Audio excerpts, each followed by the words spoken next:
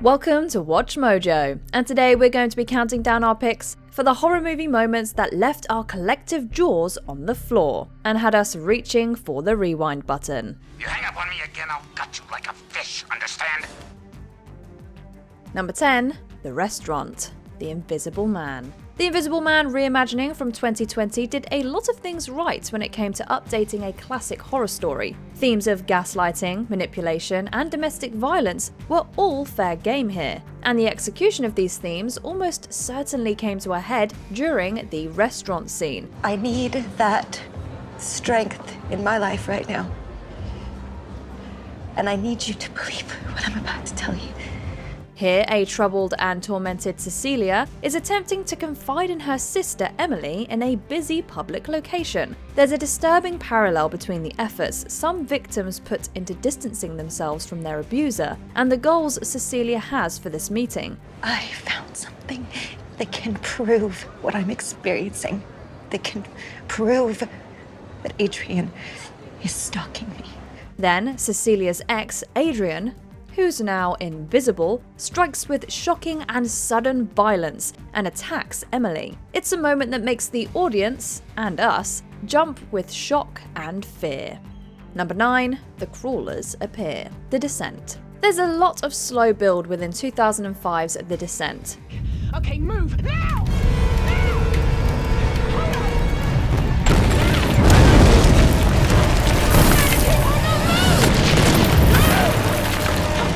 Director Neil Marshall perfectly makes us wait for the moment when these subterranean crawlers make their first appearance. In fact, we're so unaware by the scene that we always forget exactly the whereabouts of that pesky jump scare.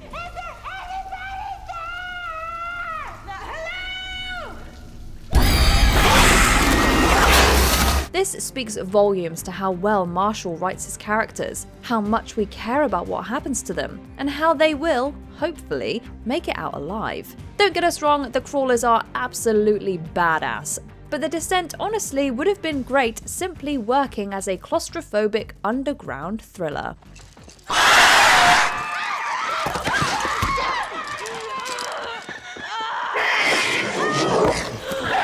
Number 8, the greatest head explosion in the history of cinema. Scanners. Yes, we realise that statement is a bit hyperbolic, but honestly, can you blame us? At this point, I'd like to call for volunteers.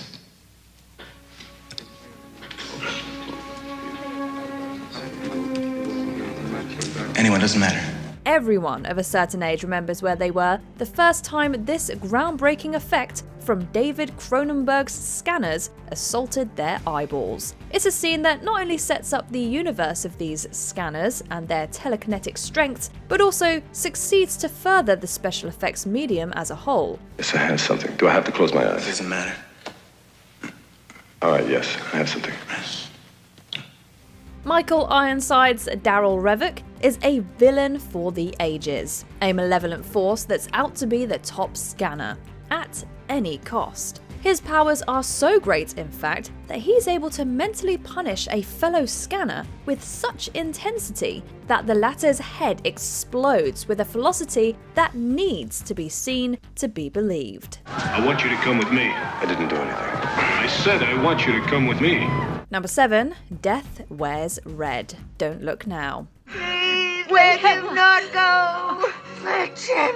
Fetch him! Don't Look Now, and indeed the cinema of director Nicholas Roeg as a whole, has a lot of things to say that go beyond the realms of horror. Va bene. Tutti va bene. Io amico. Grief, trauma, and guilt all come into play with this film's story of parents whose moment of distraction results in the tragic death of their daughter. The rest of Don't Look Now deals primarily with the aftermath of this accident, as well as the couple's determination to contact the presence of their child. As a result, the film's ending comes completely out of left field, as the father, John, is murdered by a dwarven serial killer.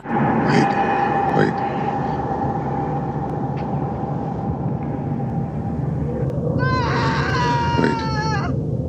The fact that John's murderer is wearing a coat similar to that of his daughter only adds to this moment's memorable execution.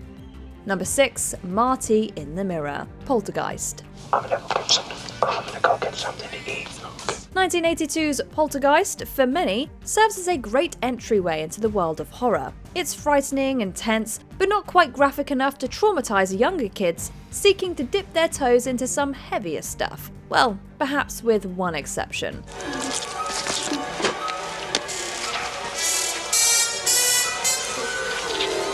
The scene where parapsychologist Marty is looking into a mirror gets freaky when he starts peeling his skin away, bit by bit. The moment is one that could have only taken place within an 80s PG-rated film, and, in fairness, Marty happens to be hallucinating the incident. However, fans probably never forgot the shock this scene gave them when they first watched it back in '82.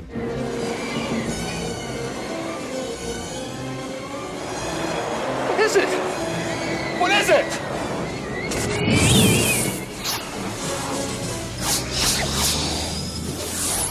Number 5. Clear. The Thing. One to the dock.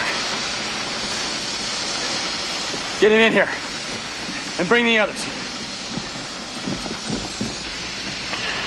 Now nobody gets out of my sight. Director John Carpenter inserted a lot of "I can't believe they just did that" moments into his reimagining of The Thing from Another World back in 1982. Now titled simply The Thing, Carpenter's version provides a nightmarish vision of a creature that can infiltrate, assimilate, and mimic just about anything, with spectacularly grotesque results.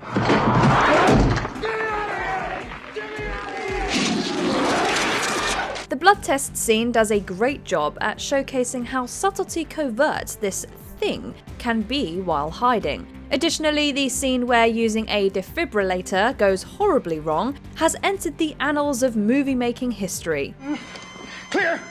It's such a special effect shock to see the stomach of crew member Norris turn into a giant mouth with sharp teeth. The shock that still gets our goat so many years later.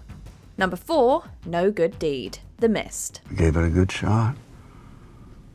Nobody can say we didn't. It was the horror movie ending that shocked a generation. The ending of writer-director Frank Darabont's adaptation of Stephen King's novella The Mist. For once.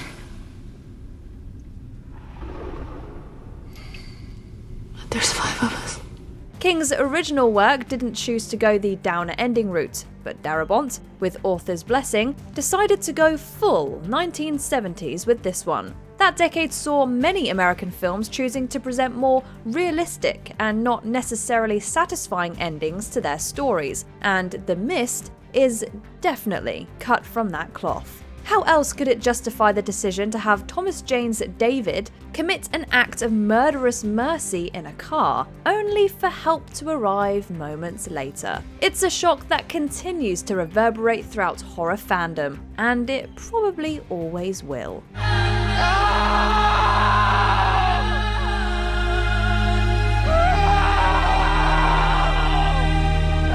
Number 3. Chest Burster. Alien. Anyway, where are we? Right here. We're on our way home. Yeah, back to the old freezerinos. Oh, no. Gotta have something to eat before we go back. Let's go. I need something. We realise that some of these moments possess a "you had to have been there" sensibility to them, but the act of an alien chestburster scene is just still so freaking cool, man. Even so many years removed from the OG. What's the matter? The food ain't that bad, baby. Eat your What's wrong?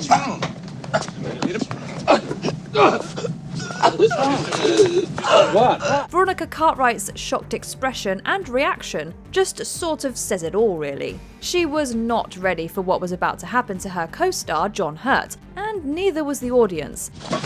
No. Touch it! It's a violent moment that not only tells us what the aliens are capable of, but also how they breed and what lengths they will go to ensure that they remain the apex interstellar predators. Number 2. Crucifix Abuse. The Exorcist. Will rumours about The Exorcist and the legacy of its release ever stop swirling within the horror movie zeitgeist? We're not sure. And we're also not sure if we want it to either. Not with shocking moments like this one.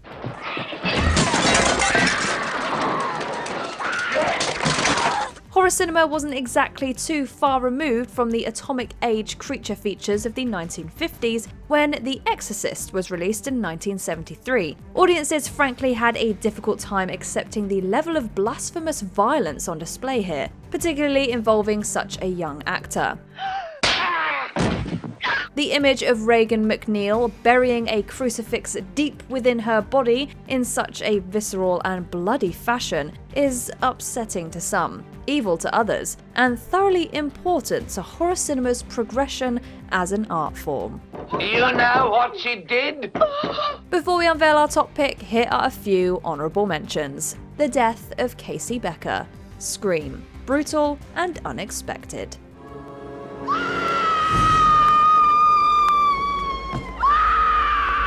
Hobbled. Misery. We still wince.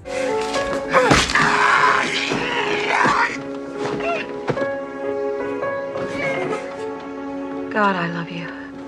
All for you, Damien. The Omen. Self-destruction for the Antichrist. Look at me, Damien. It's all for you. Grandpa and the Hammer. The Texas Chainsaw Massacre. Fresh meat for the slaughterhouse. Give me the hammer. I'll get her, Grandpa. Give me the hammer. Get it, Grandpa. I'll kill her. Let me get her. It's the bit. Elevator attack. Dawn of the Dead. Reach out, touch death. Before we continue, be sure to subscribe to our channel and ring the bell to get notified about our latest videos. You have the option to be notified for occasional videos or all of them. If you're on your phone, make sure you go into your settings and switch on notifications. Number 1. The shower scene. Psycho.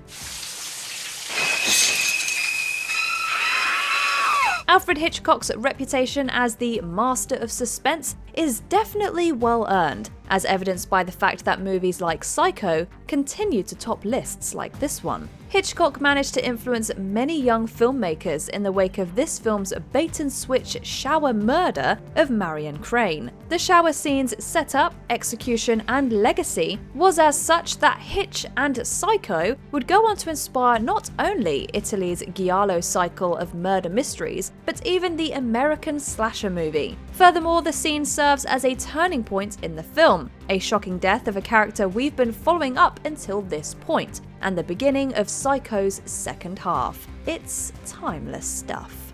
Mother, oh God, mother, blood. What was the first moment that shocked you in a horror movie? Does it still bother you today? Let us know in the comments. You gotta be f***ing kidding. Did you enjoy this video? Check out these other clips from WatchMojo, and be sure to subscribe and ring the bell to be notified about our latest videos.